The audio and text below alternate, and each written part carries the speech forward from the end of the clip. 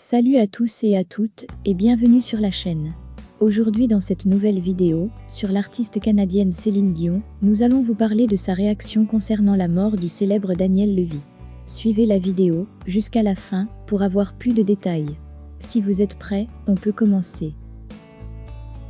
Avant de commencer, n'oubliez pas de vous abonner à la chaîne et cliquez sur la cloche de notification pour ne pas manquer nos prochaines publications.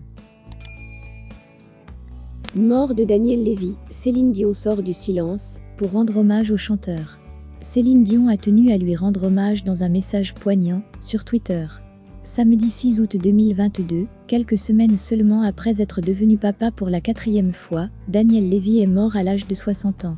Depuis 3 ans, le chanteur phare de la comédie musicale Les 10 Commandements, qui avait bouleversé le plus grand nombre, avec son interprétation de la chanson « L'envie d'aimer », était atteint d'un cancer colorectal. Samedi 6 août 2022, Daniel Levy est mort à l'âge de 60 ans. Rapidement, de nombreuses personnalités ont tenu à lui rendre hommage. Daniel Levy avait de nombreux fans. Sur Twitter, Céline Dion a écrit « Je suis attristée d'apprendre le décès de Daniel Levy, avec qui j'ai eu le privilège de partager la scène. Il avait une voix absolument magnifique, qui résonnera en nous longtemps.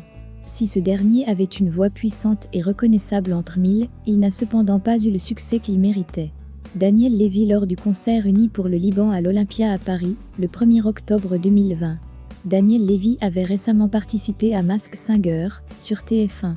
En 2002, Céline Dion avait interprété sur scène L'envie d'aimer, en duo avec Daniel Levy, et avait été impressionnée par la voix du chanteur. Céline Dion admirait Daniel Levy. Samedi 6 août 2022, Daniel Levy est mort à l'âge de 60 ans. Bouleversée par la disparition du chanteur, Céline Dion a tenu à lui rendre hommage dans un message poignant sur Twitter. Il faisait partie des grandes voix de la chanson française. Samedi 6 août 2022, quelques semaines seulement après être devenu papa pour la 4e fois, Daniel Levy est mort à l'âge de 60 ans.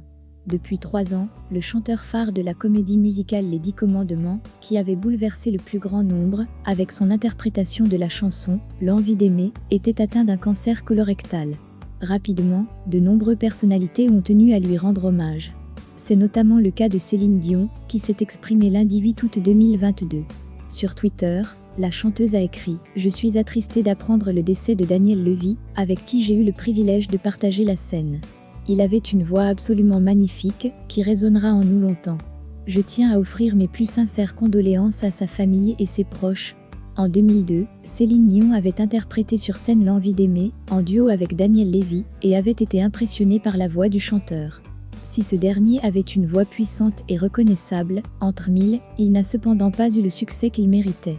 Dimanche 7 août 2022, dans les colonnes du Parisien, Catherine Lara a en effet déploré « Daniel n'a pas eu le succès qu'il méritait.